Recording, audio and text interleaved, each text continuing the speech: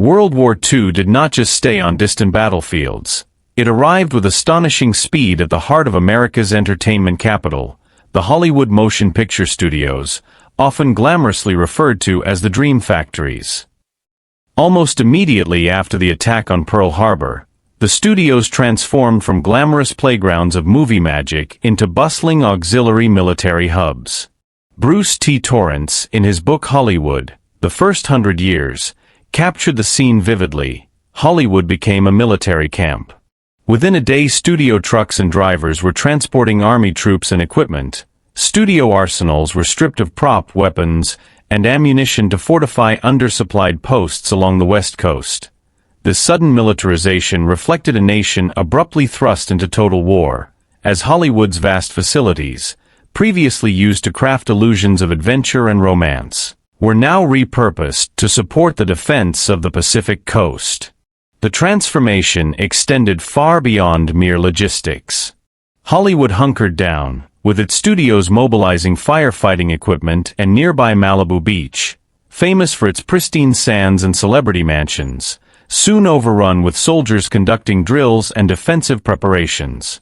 In a remarkable act of civic patriotism, local yachtsmen donated their fleets to the U.S. Coast Guard, reinforcing the coastal defenses. The sprawling studio lots themselves, resembling the nearby Lockheed aircraft factories, became points of concern for potential Japanese reconnaissance or bombing. In a creative and slightly surreal effort to prevent misidentification, Warner Brothers ordered set painters to produce a giant 20-foot arrow on a Burbank soundstage roof, pointed directly toward Lockheed, accompanied by enormous letters reading, "Lockheed Thataway," a gesture that was as imaginative as it was militarily practical. Civil defense measures proliferated rapidly across the Dream Factories. Sandbagged air raid shelters appeared behind studio facades, tailored to the needs of their occupants. Some featured card tables, domino sets, and dartboards for the crews, while others boasted pianos and even jukeboxes for a measure of entertainment amid tension.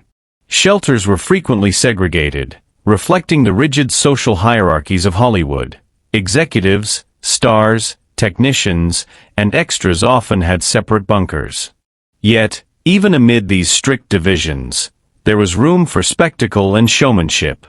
When a Warner Brothers executive was asked about an early studio air raid drill, he nonchalantly boasted of its success, noting that Life magazine photographers had captured the event, producing swell pictures, as Richard Lynchman recounts in Don't You Know There's a War On? The American Home Front, 1941 to 1945. In this way, Hollywood balanced between preparedness and performance. A city of glitz and glamour suddenly recast as a frontline contributor to the war effort, blending resourcefulness, eccentricity, and a surreal sense of patriotism unique to the motion picture capital. During the early years of World War II, Hollywood was not only grappling with the sudden militarization of its studios and facilities, but also scrambling to protect its intellectual property and adapt to unprecedented government regulations. Studio executives quickly moved to secure copyrights for titles with wartime resonance such as Sunday in Hawaii, Wings Over the Pacific, Yellow Peril, Yellow Menace, and The Stolen Bomb Site, while haggling over potential hits like V for Victory. Metro-Goldwyn-Mayer swiftly renamed its new Eleanor Powell, Red Skelton musical from I'll Take Manila to Ship Ahoy, and Paramount canceled Absent Without Leave, a film depicting an AWOL soldier, to avoid the appearance of glorifying desertion. The title Remember Pearl Harbor became a highly coveted property, with 6 major studios competing for the rights, illustrating how Hollywood sought to intertwine patriotism with box office appeal even as the nation mobilized for total war. The challenges of filming during wartime were immense and required both creativity and careful negotiation with the military. Initially, strict rules prohibited filming near military reservations, dams, or war plants, and from harbors along the West Coast from Seattle to San Diego. Trains, often used as sets for moving sequences, were suddenly unavailable, requisitioned by the government for troop and supply movements. Night filming was curtailed by blackout regulations designed to protect against potential enemy attacks. Paramount's production of Wake Island highlighted these difficulties. The studio sought to recreate the heroic defense of the tiny island while the real battle was still ongoing. Using pre-war U.S. government photographs, Paramount identified California's Salton Sea as a suitable stand-in for Wake Island, but had to navigate the presence of a nearby naval air facility. After negotiating with the Navy, the studio built a 4,000-foot clay airstrip in the desert, filming its sequences while complying with security protocols and later surrendering the temporary airstrip to the Navy, which used it for several years. The Army eventually decreed that all war sequences, particularly those featuring aerial combat, be filmed in Utah, further forcing Hollywood to move its creative operations inland to maintain safety and comply with military priorities. With wartime restrictions came severe economic limitations that dramatically changed studio operations. On May 6, 1942, the War Production Board issued an order capping studio set expenditures at $5,000 per picture, a shock to a system accustomed to lavish, extravagant production values.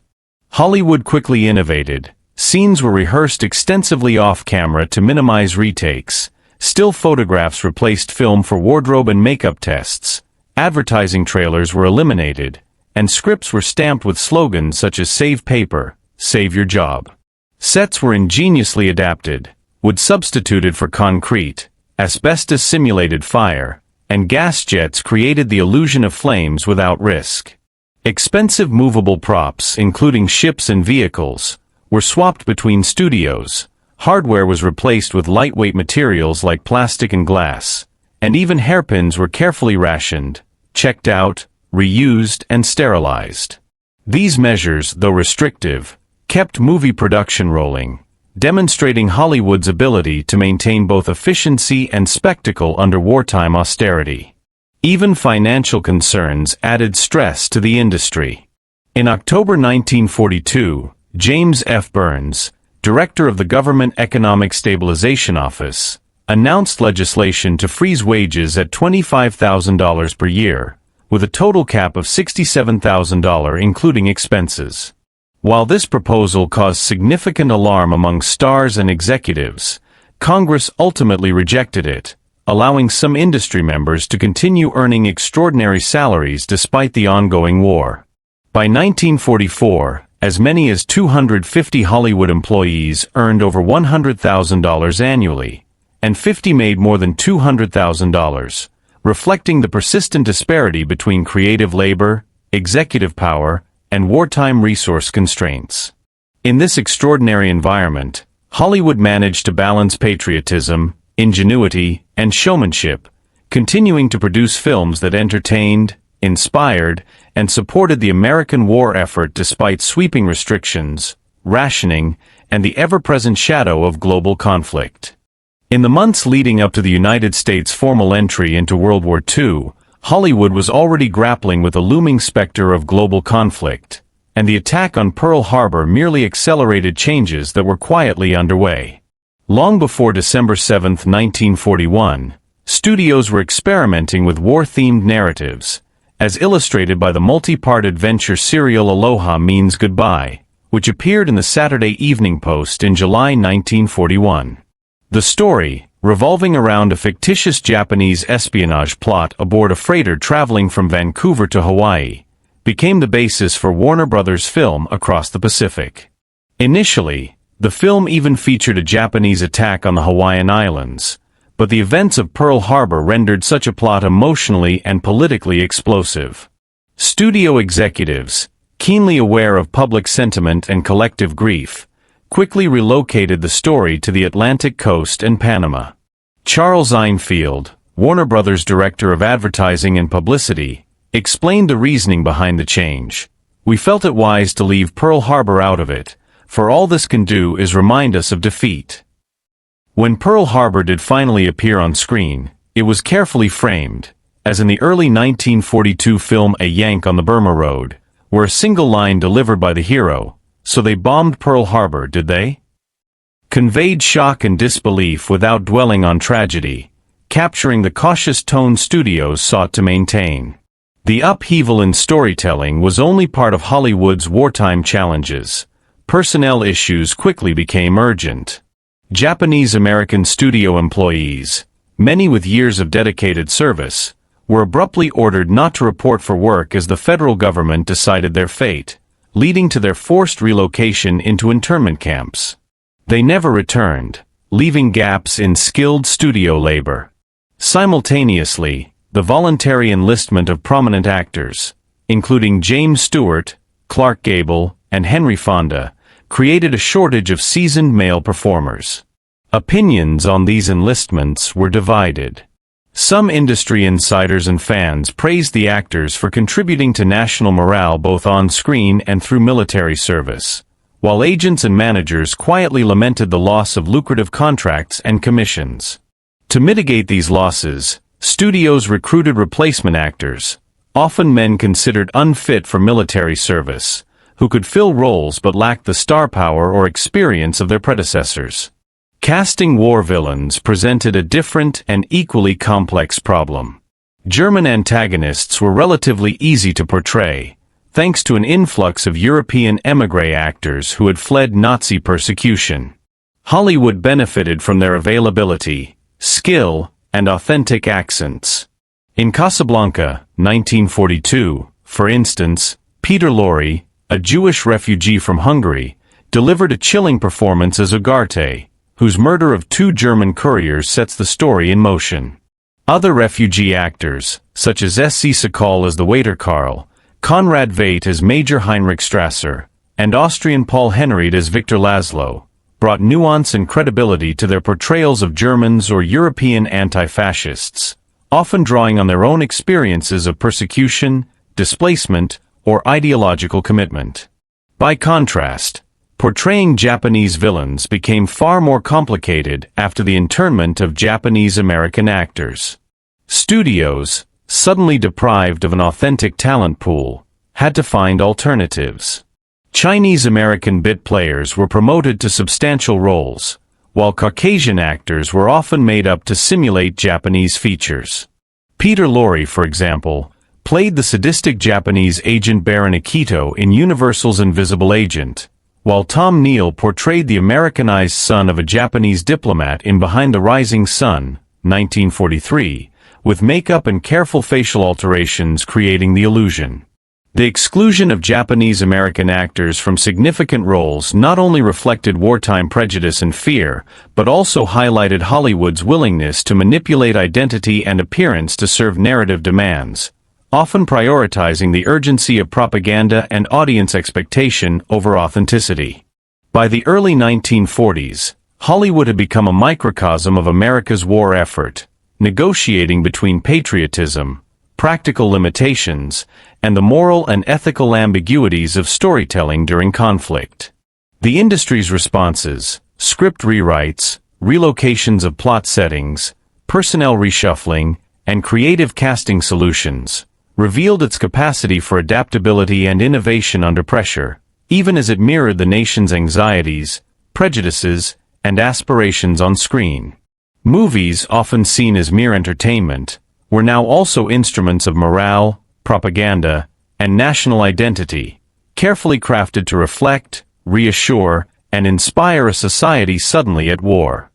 During World War II, Hollywood's approach to women both on and off the screen underwent a remarkable transformation, reflecting the shifting societal demands of a nation at war.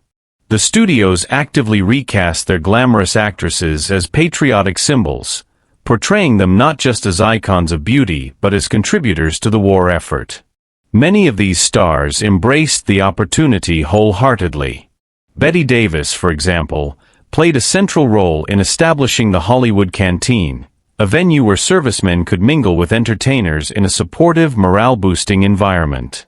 Actresses like Maureen O'Hara and Rita Hayworth lent their public profiles to tangible efforts such as collecting typewriters for military offices or creating posters encouraging the public to save scrap metal for wartime production. Veronica Lake performed a more personal but no less dramatic act of service.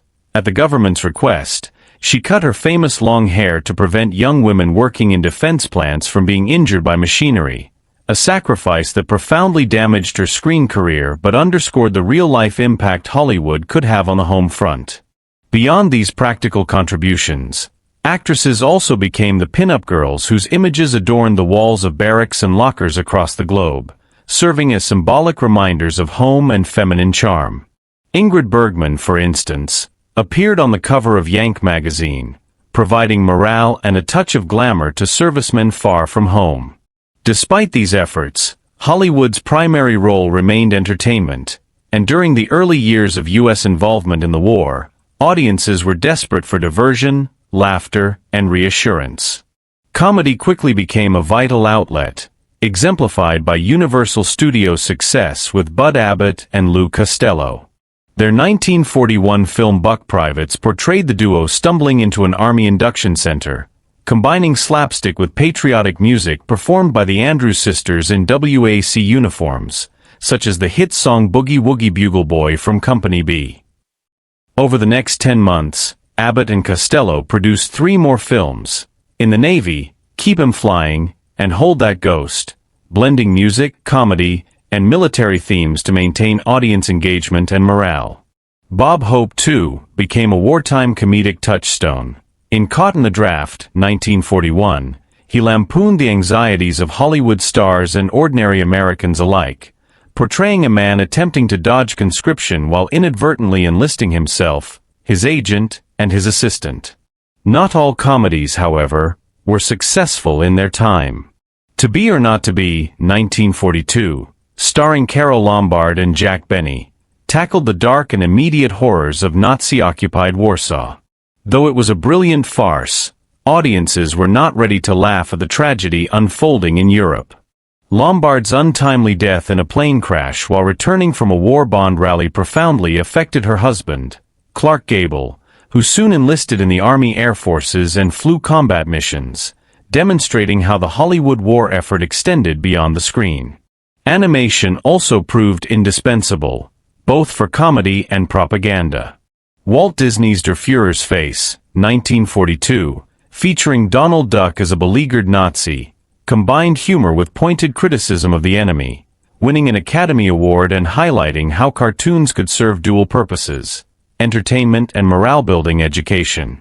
By 1943, musicals had become the dominant genre in Hollywood, accounting for nearly 40% of film production, a percentage that remained remarkably consistent through the end of the war. Unlike the largely plotless clambake shows of the 1930s, wartime musicals integrated songs directly into their narratives, creating a more cohesive, story-driven entertainment experience that resonated with audiences seeking both distraction and inspiration. Alongside these lighter fare, darker, film noir titles gained popularity, reflecting the tension, uncertainty, and moral complexity of a world at war. Together, these shifts illustrated Hollywood's multifaceted role. It was a generator of morale, a purveyor of patriotic ideology, and an evolving cultural force, capable of blending spectacle with purposeful storytelling to serve both entertainment and national service. In the midst of World War II, Hollywood transitioned from being simply the nation's center of entertainment to becoming a critical instrument of propaganda and morale, harnessing the talents of its filmmakers to serve the country. One of the most pivotal moments in this transformation came in early April 1942, when Major Frank Capra, formerly the celebrated director of films like It Happened One Night and Mr. Smith Goes to Washington, nervously prepared for a meeting at the Pentagon with General George C. Marshall, Chief of Staff of the United States Army. Escorted by Colonel Lyman Munson, Jr., Capra was instructed to enter Marshall's office with utmost informality, no salute, no knocking, reflecting the gravity and singularity of the occasion. In this hour-long high-stakes meeting, Marshall outlined a daunting mission: to explain to millions of newly drafted, inexperienced American soldiers why they were fighting, ensuring that the citizen army would not only meet the standards of professional soldiers, but surpass those of totalitarian regimes.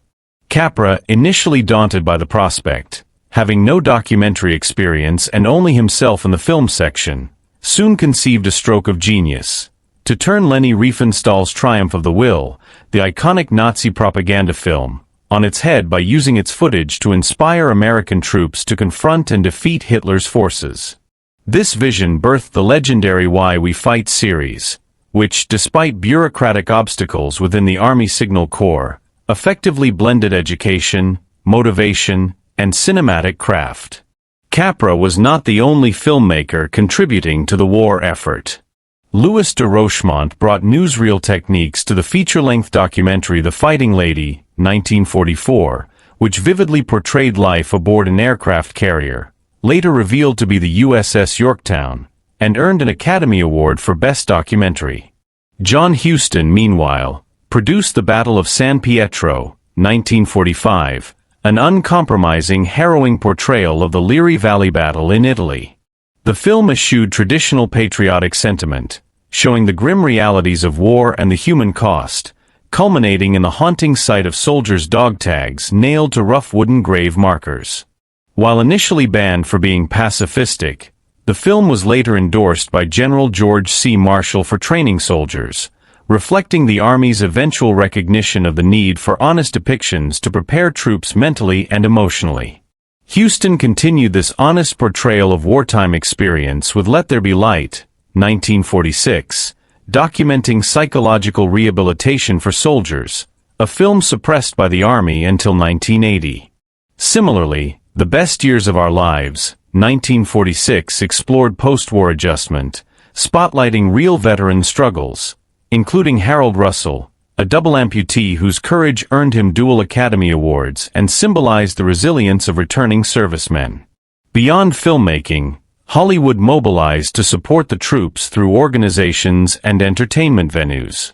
The Hollywood Victory Committee, founded on December 10, 1941, coordinated stage, screen, radio, and television talent to perform free of charge for military personnel both domestically and abroad. Racial segregation in the military prompted black actress Hattie McDaniel to chair the committee's Negro division, ensuring inclusive programming. Between January 1942 and August 1945, the committee facilitated over 7,700 events, totaling more than 5 million travel miles and 56,000 appearances by over 4,100 artists. Among Hollywood's most iconic contributions was the Hollywood Canteen, a venue where servicemen and women could enjoy food, dancing, entertainment, and personal interaction with the stars themselves. Led by Bette Davis, John Garfield, and composer Jules Stein, the canteen was staffed entirely by volunteers from the entertainment industry. Glamorous actors served meals, washed dishes, and danced with soldiers, creating a unique environment of morale, camaraderie, and human connection. Opened in October 1942, the Hollywood Canteen welcomed its 1 millionth guest in September 1943 and entertained over 3 million service members before closing on Thanksgiving Day, November 22, 1945, leaving an enduring legacy of Hollywood's commitment to the war effort. The confluence of filmmaking, morale building, and patriotic service demonstrates how deeply Hollywood embedded itself into the national war effort. Directors like Capra and Huston redefined the potential of cinema as a tool for persuasion and truth-telling, while the stars, technicians, and behind-the-scenes personnel exemplified a cultural mobilization unparalleled in history. Hollywood's efforts were multifaceted, educating soldiers, informing the public, entertaining millions, and honoring the sacrifices of those on the front lines. The industry's capacity to pivot from glamour and spectacle to purpose-driven storytelling and humanitarian service underscored its vital role on the American home front, cementing its place as not merely the dream factory, but a key participant in the Allied war effort, blending artistry, patriotism, and social responsibility in a way few could have imagined before the conflict began. Hollywood's contribution to the war effort extended far beyond filmmaking and propaganda. It became a vital instrument in lifting the spirits of a nation under siege. The Dream Factory, as the studios were often called, leveraged the glamour, talent, and reach of its stars to rally public support and bolster morale, transforming entertainment into an essential tool of national service. Celebrities participated enthusiastically in war bond drives, using their fame to sell billions of dollars worth of bonds that funded the military's enormous logistical and operational needs. Yet the influence of Hollywood went deeper than finance. In a time marked by rationing, uncertainty, and the ever-present specter of conflict, films, musical performances, and live entertainment provided soldiers, sailors, and civilians alike with an escape, a temporary reprieve from the harsh realities of war. From the slapstick antics of Abbott and Costello to the romantic and patriotic musicals featuring stars like Bette Davis, Rita Hayworth, and Ingrid Bergman, Hollywood offered laughter, hope, and inspiration that carried across training camps, naval bases, and living rooms from coast to coast. The studios carefully curated content that balanced realism with optimism, conveying messages of resilience, unity, and duty while allowing audiences to forget, if only for a few hours, the fear and uncertainty of the global conflict. In essence, Hollywood became more than a source of amusement. It became a psychological lifeline, sustaining morale on both the home front and the battlefield, proving that entertainment could be a powerful force not only for distraction but also for national cohesion, courage, and a shared belief in ultimate victory. Through its films, stars, and wartime initiatives, the Dream Factory effectively reminded Americans that even amid darkness and danger, hope, laughter, and inspiration were never in short supply.